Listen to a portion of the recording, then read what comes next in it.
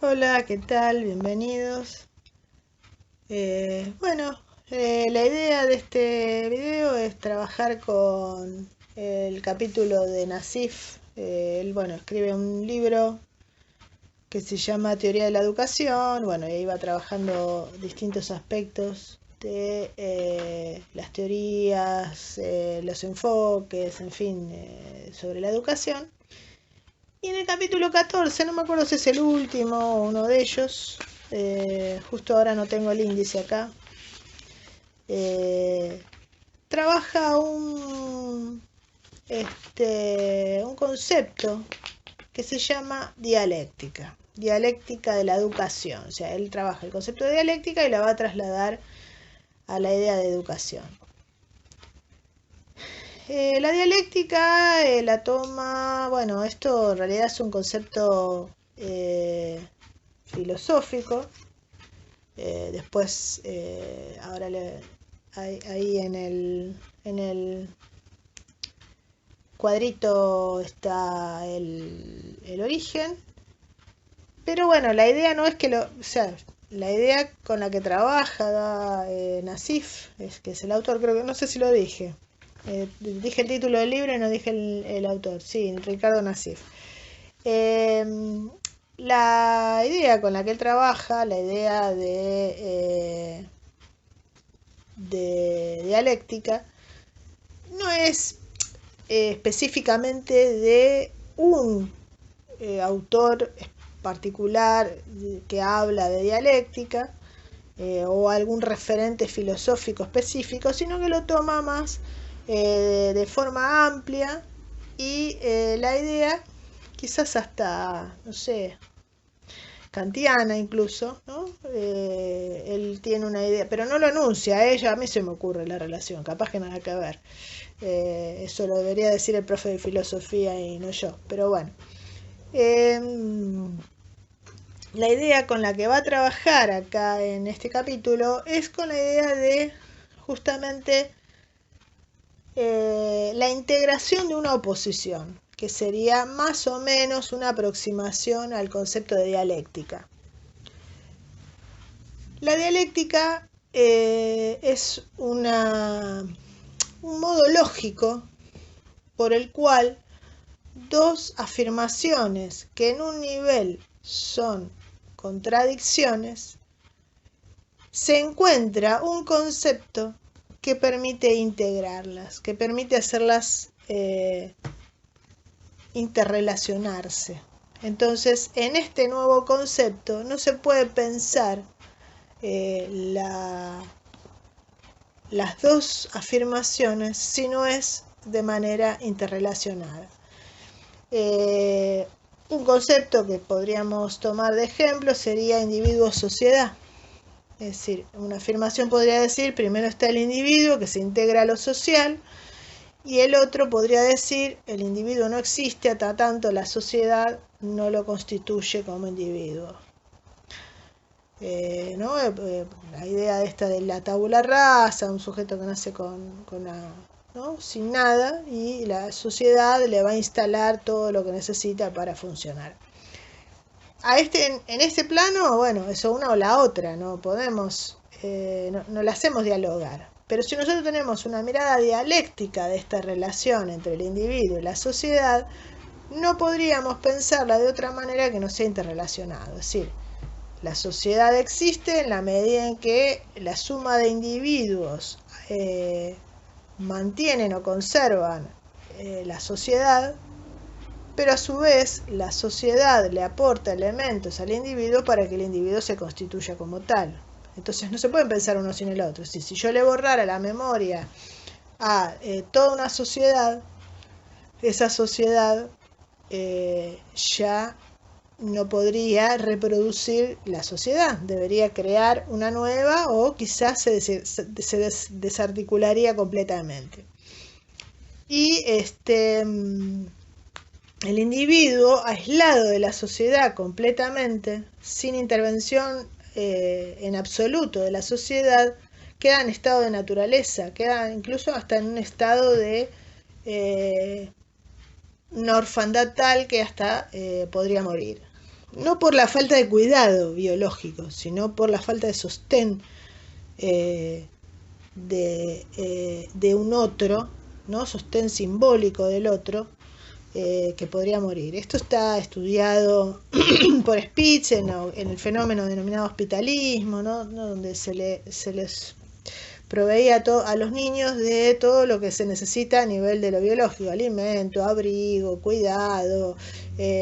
Bueno, de hecho estaba en un hospital, así que la parte de salud estaba totalmente atendida y los chicos se morían.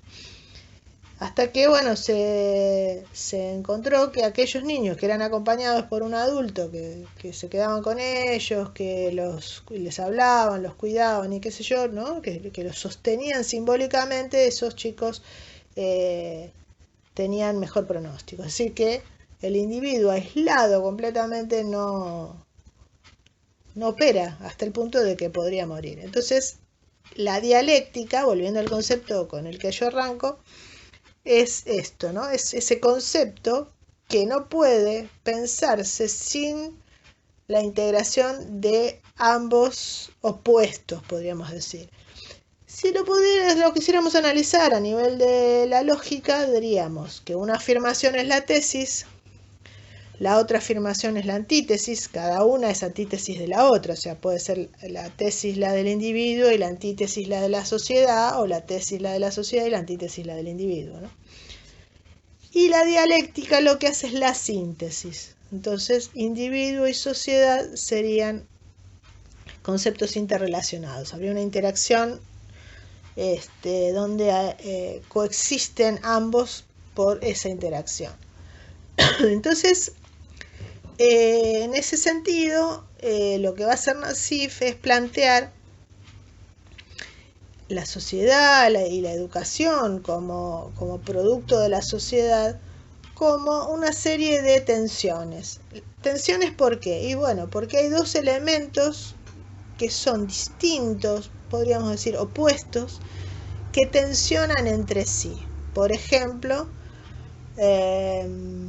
bueno, acá nombra varios, ¿no? Pero antes de arrancar, en esta misma correlación de lo que yo venía diciendo, individuo-sociedad, podría decirse entre imposición y libertad, o subjetividad o sometimiento, ¿no? Es decir, bueno, se hace todo lo que dice la sociedad y somos copia fiel, reproducción total, o el individuo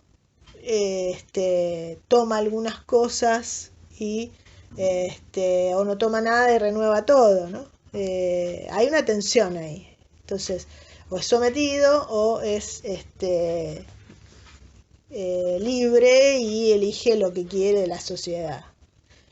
Entonces siempre hay una tensión entre estos dos extremos, que sería de alguna manera el concepto integrador que toma Nassif para pensar la sociedad, y dentro de la sociedad como un producto, que es el que él analiza porque él es pedagogo, la educación. Entonces, bueno, las tensiones, bueno, yo recuperé algunas, no sé si estarán todas, capaz que alguna se me escapó, es entre realidad e idealidad, ¿no? Es esto de el alumno ideal y el alumno real que tenemos ahí. Nosotros no sé, en pedagogía o en didáctica o en psicología trabajamos con modelos, es decir, no modelos de la tele, modelos de la pasarela, sino con estructuras teóricas, ¿no? Plantean, bueno, un modelo teórico acerca del aparato psíquico o de, no sé, una etapa evolutiva que tiene tales características. Bueno, eso es un modelo teórico ideal. Después tenemos el sujeto real, que puede haber superado esa etapa por sus rasgos o puede estar retrasado, por decirlo de alguna forma. Entonces, esa sería una tensión entre la realidad y la idealidad, o sea, el mundo de las ideas y el mundo concreto de los sujetos reales y concretos, como dice Blecher. Otra tensión es entre autonomía o dependencia, ¿no? Respecto de los otros, Esto lo podríamos poner en el plano de, no sé, la relación filial, por ejemplo, ¿no? Una total dependencia de los padres o de los cuidadores, o la autonomía, ¿no? Siempre hay una tensión entre ambos, ¿no? Uno por ahí es adulto y todavía está pensando en qué pensaría mi madre, y capaz que simbólicamente uno hace cosas como para mostrarle a la madre o al padre que es digno o que es buen hijo o lo que sea, ¿no? O todo lo contrario. Entonces, bueno, hay como un nivel ahí todavía de, por decirlo de alguna forma, de dependencia.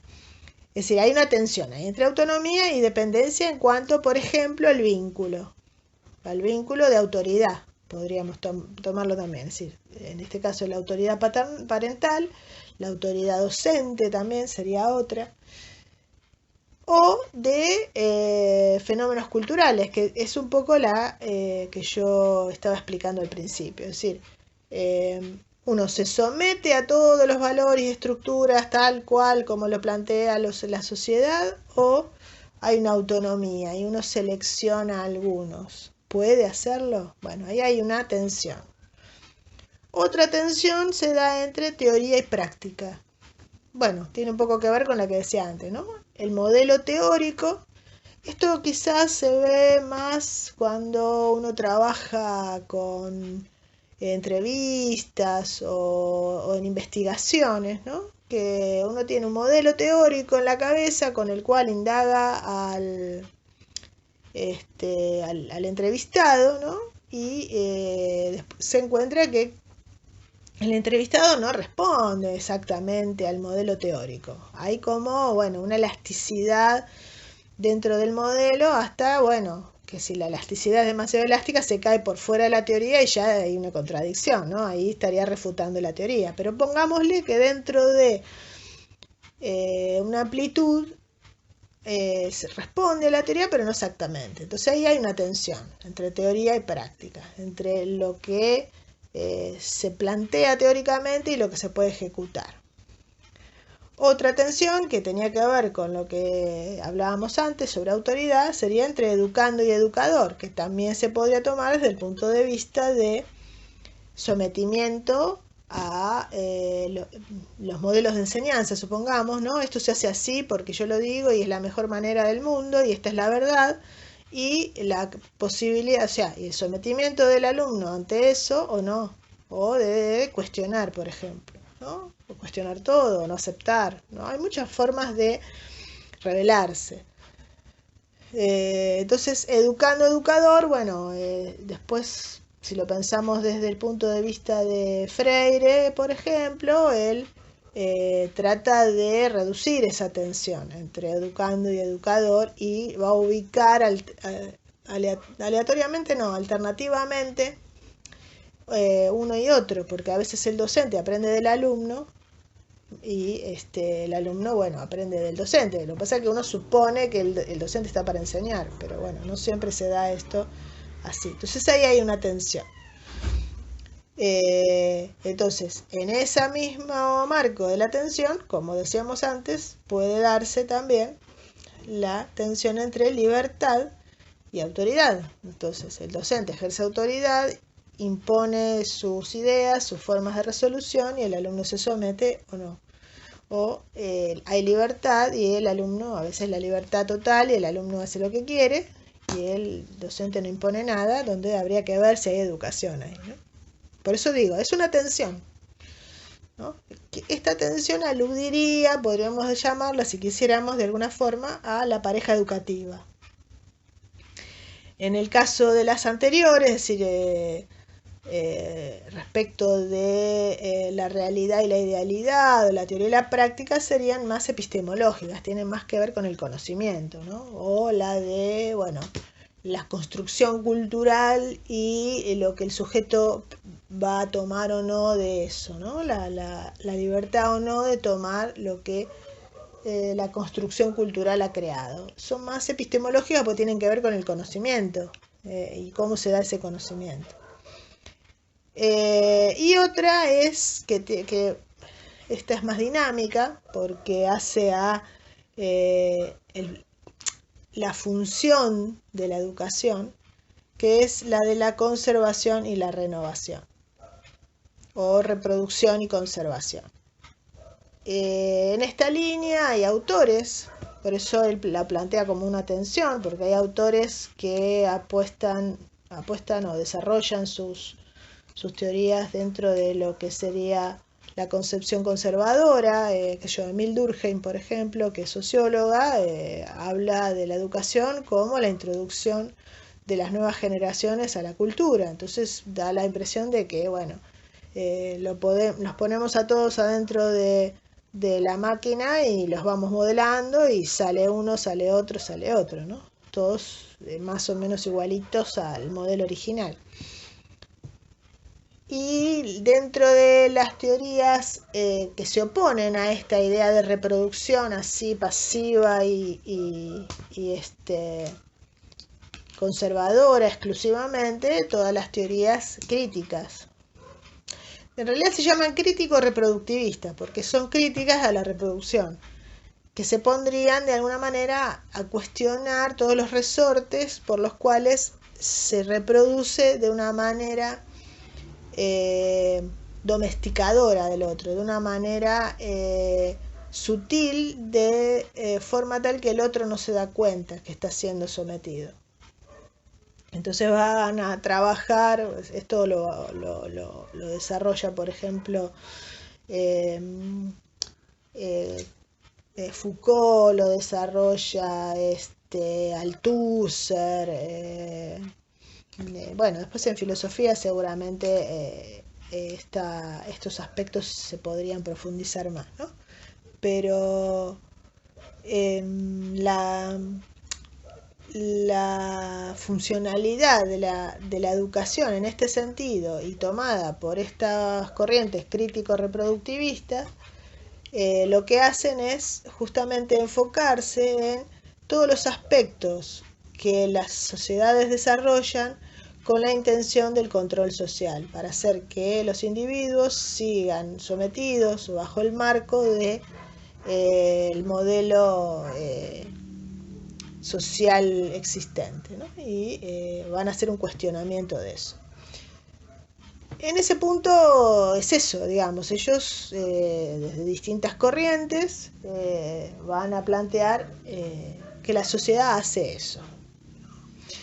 Y por ahí, bueno, recién nombraba Freire también se va a plantear esta idea de la reproducción con intención de control social, pero va a proponer una modalidad de educación que va justamente a tocar la función de la educación. Es decir, va a tratar de reeditar o reescribir o reestructurar la función de la educación para hacerla más integrada, más dialéctica y no una oposición, donde haya que elegir o someterse o cuestionar y revolear todo, por decirlo así. Entonces, lo primero que desarrolla Nassif es justamente este último punto. Si va a profundizar en eso, por supuesto que todas las otras están relacionadas, ¿no? Por algo las nombra.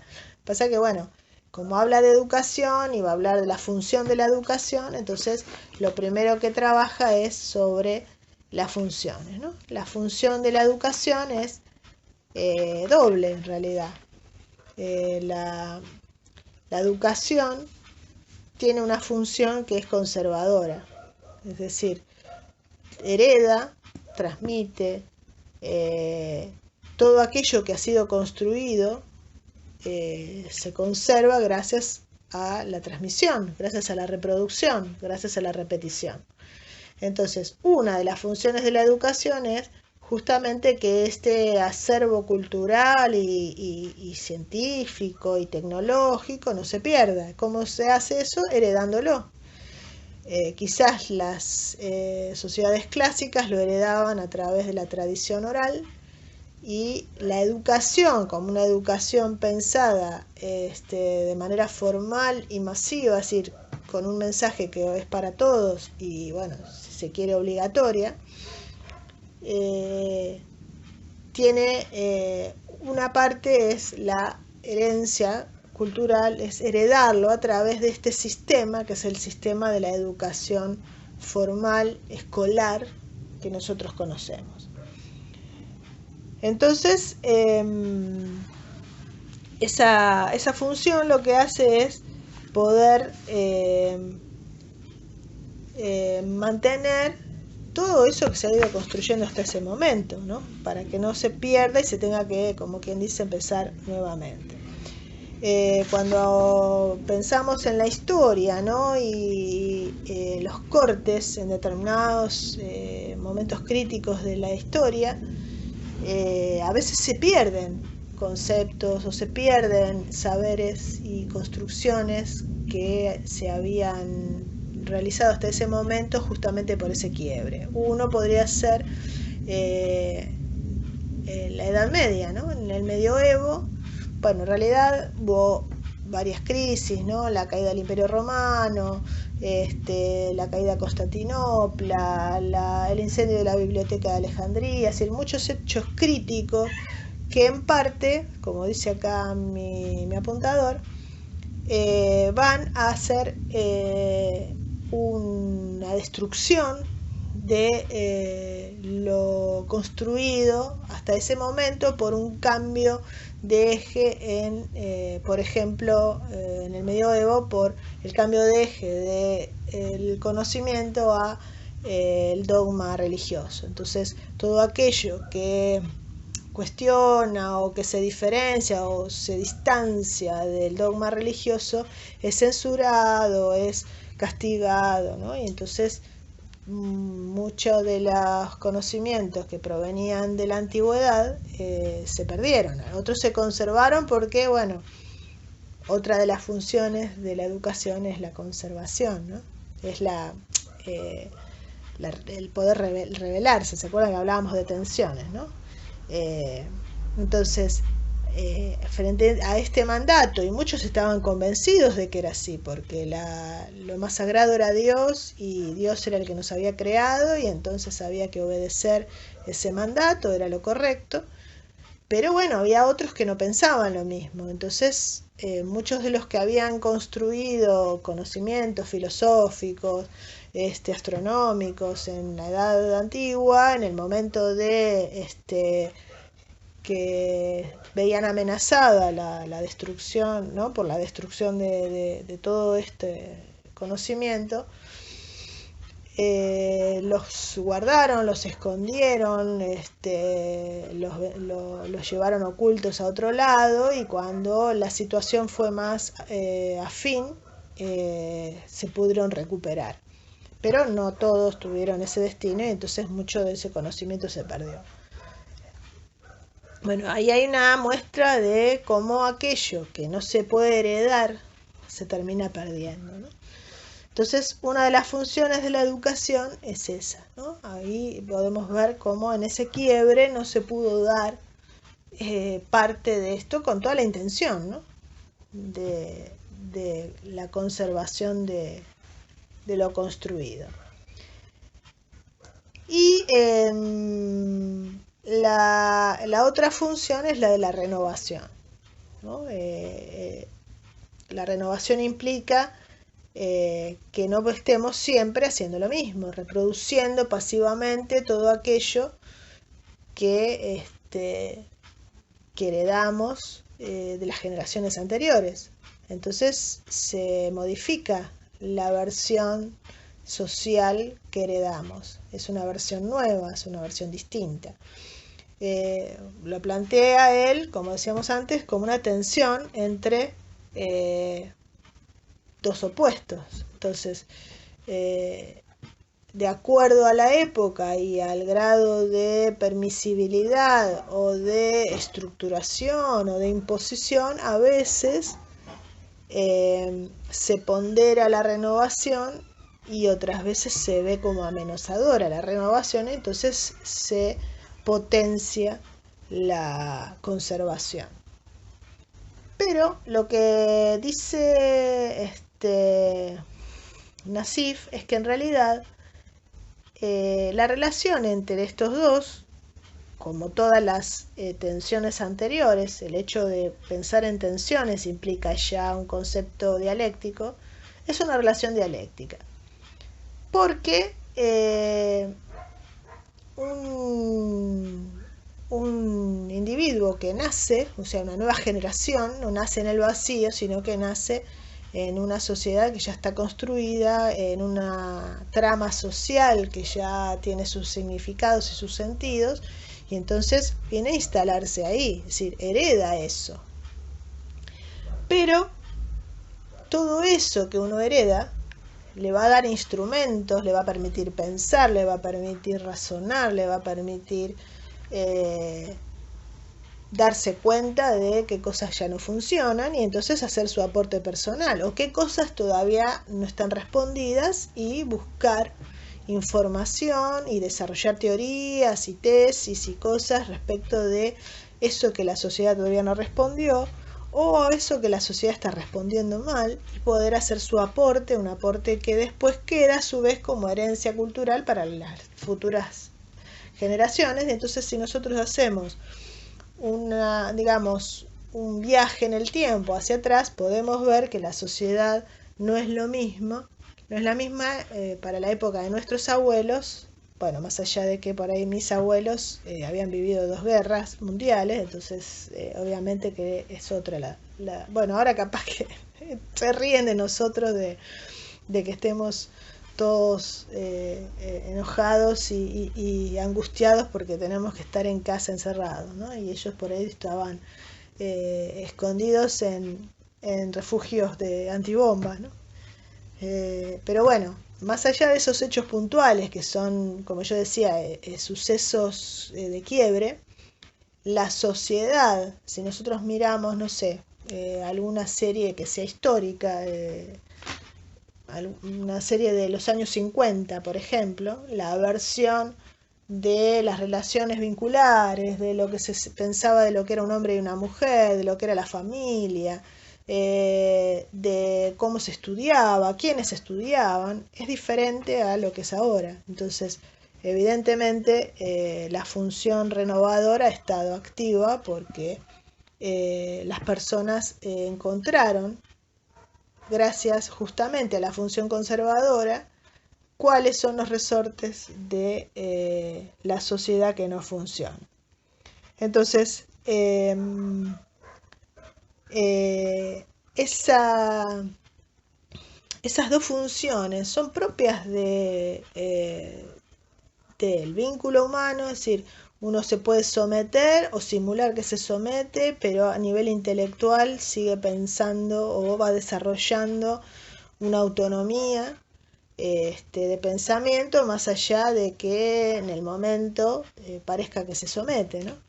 Es decir, siempre el vínculo de enseñanza, el vínculo pedagógico, el vínculo entre el individuo y la cultura, entre la cultura ya establecida y aceptada y las nuevas miradas, siempre estos 2 puntos son propios de la actividad humana, es decir, se necesita de una y se necesita de la otra. Sin saber de qué se trata la sociedad, no podemos saber cuáles son los aspectos que no funcionan. Por eso es que él lo que dice es que sería parte del concepto integrador que ya venimos trabajando. Ya el hecho de pensar en intención es un concepto integrador. Va a decir que la educación tiene las 2 funciones, la función renovadora y la función conservadora. En la herencia cultural está la llave o la chispa de la renovación, porque es la que nos permite pensar qué cosas hay que modificar. Entonces, cuando se entregan esos conocimientos, esas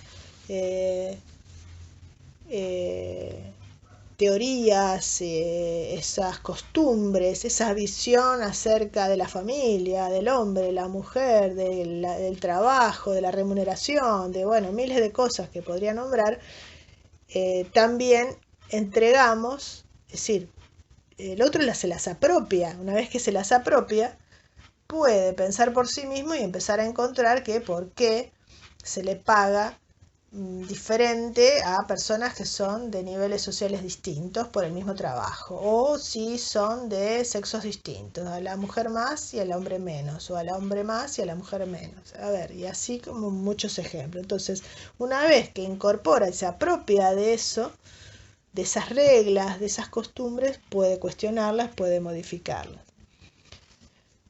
Entonces, si se acentúa la función reproductora, tenemos una sociedad autoritaria, tradicionalista, reproductivista, que sanciona la diferencia, que sanciona el pensar distinto, ¿no? Que por ahí es muy clásico de determinados momentos de la historia o de ciertas sociedades, ¿no? Eh,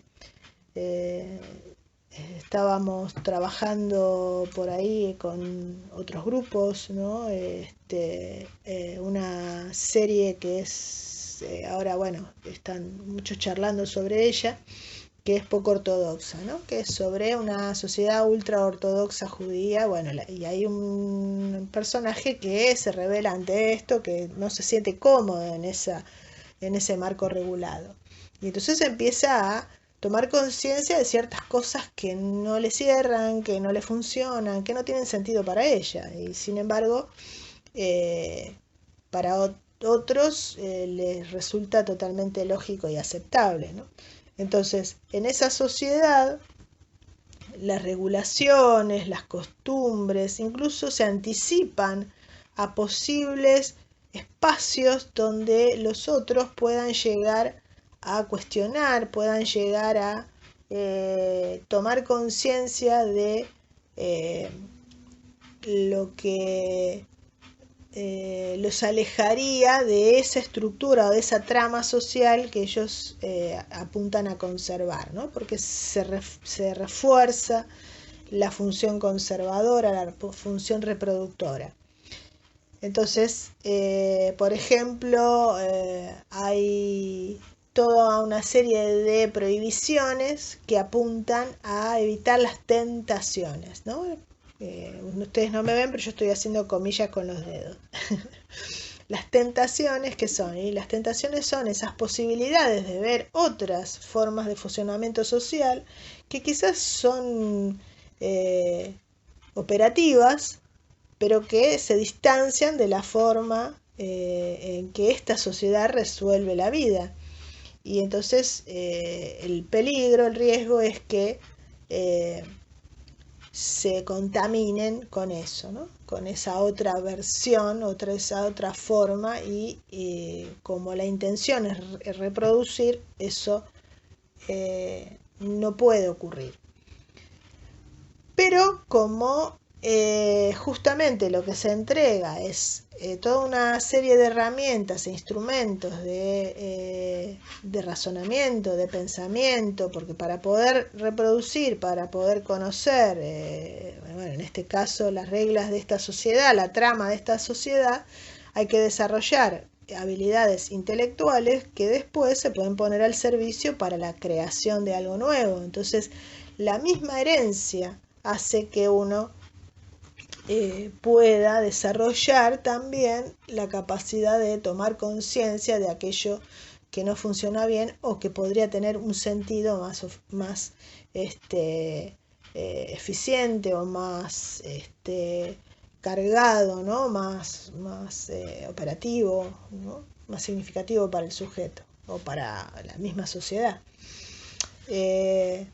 Si se acentúa la función renovadora, entonces, bueno, se acentúan todos los resortes que hacen a la creatividad, que hacen a la adaptación, a nuevas formas de solución, a la crítica, a la toma de conciencia de las funciones que no, de las funciones no, de las tramas que no funcionan, que no tienen sentido, ¿no? Entonces ahí obviamente los individuos están más abiertos a poder cuestionar, a poder repensar, a poder aportar otros sentidos, tienen más libertad, pero no quiere decir que por eso no hayan adquirido la función conservadora. Y lo mismo, las conservadoras no quiere decir que porque sea rígida y estricta no vaya a poder o sea, que no vaya a suceder la renovación, la toma de conciencia y la modificación de la sociedad. Entonces, si nosotros pensamos en una sociedad que tiene cierta estructura, que genera sufrimiento, que genera marginalidad o ciertas situaciones que no permiten que toda la sociedad funcione, digamos, equilibradamente o de manera inclusiva o de manera productiva para todos, quizás durante mucho tiempo, porque se refuerza la mirada reproductora, esto se vea con buenos ojos. Por ejemplo, hubo épocas en que se consideraba bien la existencia de esclavos. Nadie se cuestionaba de que eso no estuviera bien. Era natural, ¿no? Ante determinada situación, qué sé yo, en la edad antigua misma. Ante determinada situación, la persona, por lo que había hecho y según la ley, perdía su posibilidad de ser libre y pasaba a ser esclavo, una deuda, un delito, qué sé yo, algo, ¿no? Que regula esa misma sociedad. Y nadie se lo cuestionaba, como que eso no podía ser. Bueno, quizás en algún momento, de hecho ha sucedido, se toma conciencia acerca, o se toma conciencia, o se ve, o se cambia de sentido y se piensa que eso ya no es así, que no está bien, y entonces habría que cambiar, ¿no? Bueno, tenemos la Revolución Francesa, tenemos acá la Declaración de la Libertad de Vientres, bueno, un montón de situaciones que hicieron un cambio en la concepción, y ya la función reproductora no funciona más. Es decir, se aporta una mirada nueva y bueno, lo reproductor ahora va a ser esta nueva mirada. Pero esto, bueno, es parte de la función de la educación. Es decir, la educación en sí tiene las dos funciones, la renovadora y la conservadora, aunque una de las dos esté acentuada. Entonces yo decía, desde la mirada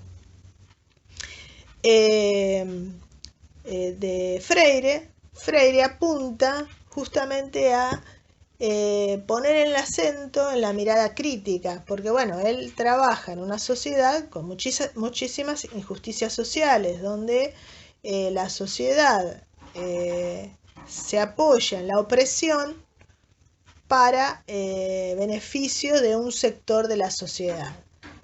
Entonces, hay ciertas personas que creen que dan un trabajo y que están dando un gran regalo al otro por dar ese trabajo, y entonces el otro debería aceptar pasivamente el sueldo que se les da, y el que toma el trabajo está tan agradecido y tan se siente tan elegido por eso que se somete a esa situación y acepta quizás un sueldo bajo.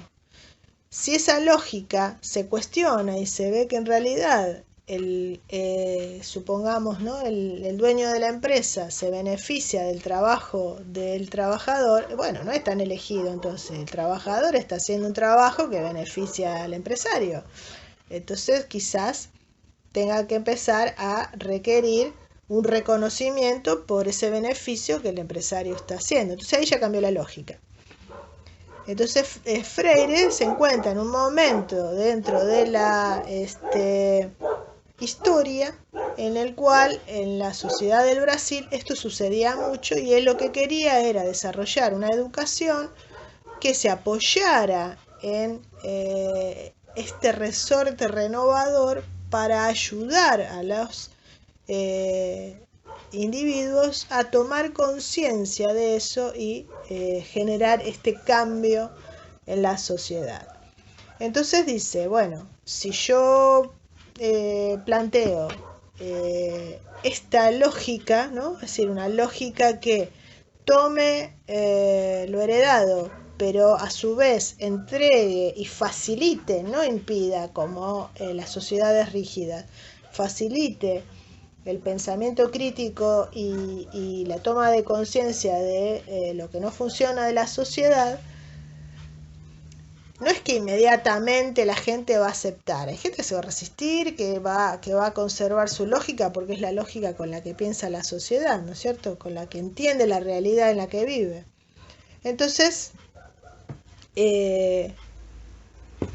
las etapas en las cuales esto se puede dar, este proceso de renovación se puede dar, serían, primero, el primer proceso es un proceso reproductivo, es decir, tenemos que incorporar o conocer todos aquellos rasgos de la trama social para poder después, en un segundo momento, tomar conciencia y hacer la crítica. Entonces,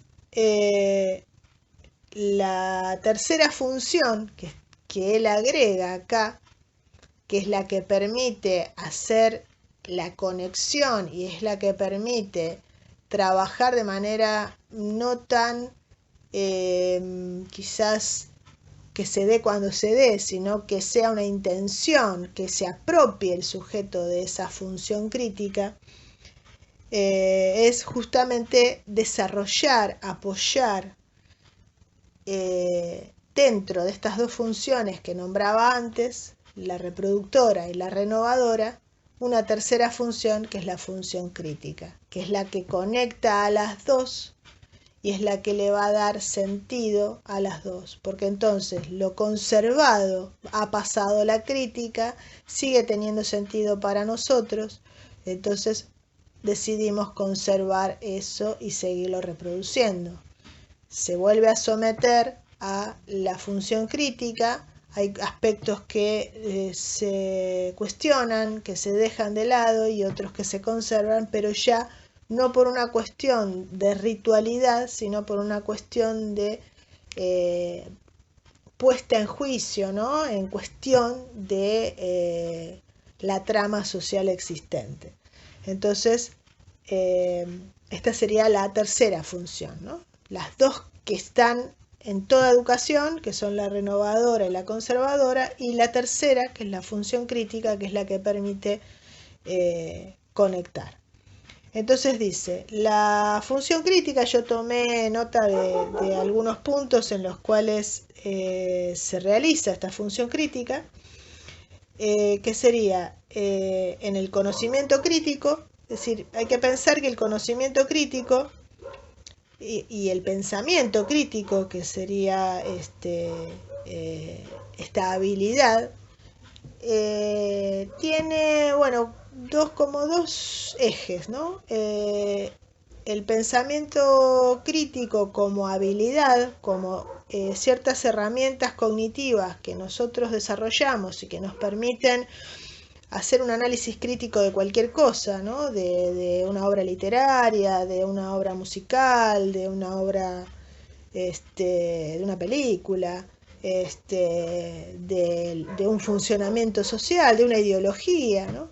Como habilidad cognitiva me refiero, es decir, tener ciertas sensibilidades o ciertas razonamientos que nos permiten tomar conciencia de lo que no funciona o de cómo funciona, de cuáles son sus rasgos, y otra que es la que por ahí explota un poco más Freire, que es la función social de este pensamiento crítico, es decir, ponerlo, orientarlo a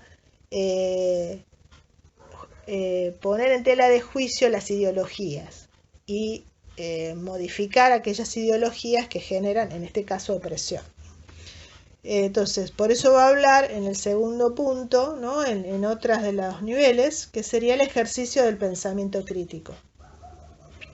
porque si yo adquiero las habilidades y las pongo en ejercicio, ahí puedo empezar a tomar conciencia, analizar, pasarlo por el tamiz del pensamiento crítico para después realmente desarrollar una conciencia crítica, es decir, no asumir las cosas porque sí, sino asumir las cosas porque tienen sentido, son valiosas, son justas, ¿no?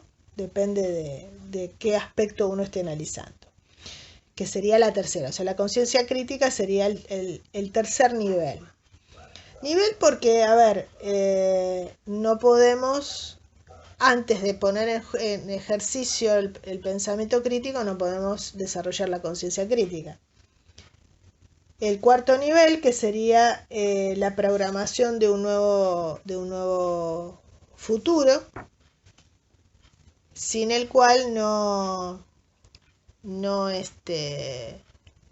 habría renovación de la sociedad, porque si nos quedamos solo en la conciencia crítica y no proponemos la creación de una nueva realidad, bueno, esta realidad nunca va a existir. Bueno, y después hace todo un desarrollo acerca de analizar ciertos enunciados para favorecer el pensamiento crítico, ¿no? Que sería como una especie de sistema o modalidad que, bueno, yo no voy a desarrollar ahora porque me interesaba más trabajar en este momento el tema de las funciones de la educación, porque lo otro tiene más que ver con un sistema particular que podríamos tomar también lo que planteaba Freire, ¿no? Freire también hace un sistema justamente para esto. Entonces, los momentos, digamos, que se atravesarían, si aplicamos, por ejemplo, este sistema, serían estos 4 puntos que decía antes.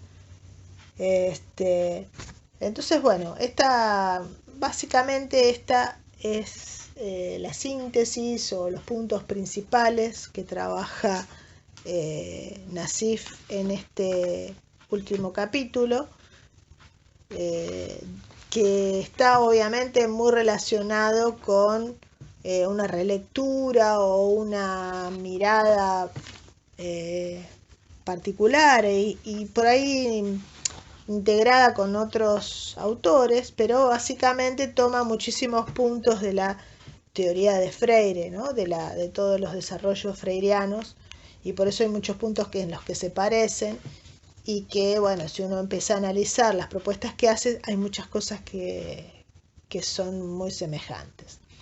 Así que bueno, espero que les haya servido esto y que les haya aclarado esta idea, digamos, de la dialéctica de la educación, que está tanto en Nassif como, por ejemplo, en Freire, ¿no?